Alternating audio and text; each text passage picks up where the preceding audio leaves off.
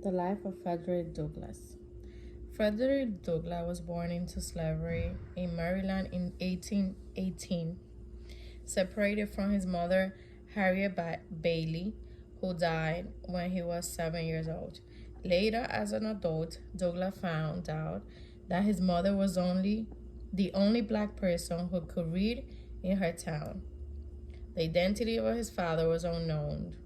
Douglas' intellectual life began at the age of 12 when he was handed it over his new master, holding his wife Sophia out, who broke the law by teaching Frederick the alphabet. Since then, Frederick Douglass continued his effort to continue learning, paying white children with bread to teach him to read. The fact that Douglass prepared himself academically by learning to read helped him learn other things. Being self-taught was the beginning of his emancipation. However, Douglass did not keep his academic learning to himself. He was the promoter of teaching weekly 40 slaves to learn how to read the New Testament when he was only 16 years old. In 1837, Anna Murray, the first wife of Frederick Douglass for 44 years, was instrumental in helping Douglass escape slavery.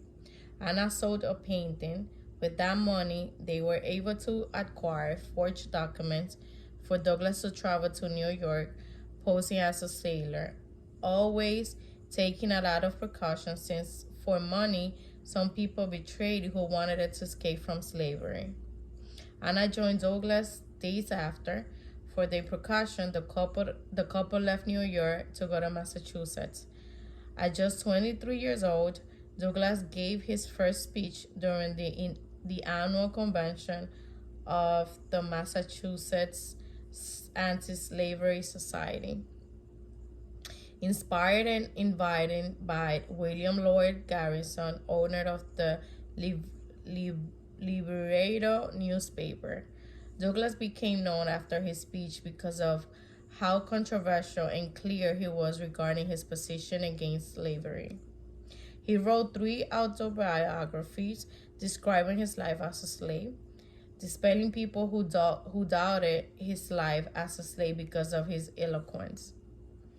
This made him known and famous in Europe and helped his English supporters buy his freedom. Frederick returned to the United States a fully free man in 1847, this being the beginning of the creation of 3 newspapers of his own. Upon his arrival to the United States, Frederick Douglass moved to Rochester, New York, and here he began his life as a politician, validating that the Constitution was a valid and legal document. Therefore, it could be used on behalf of emancipation. Douglass' home in Rochester became a meeting place for politicians. During the Civil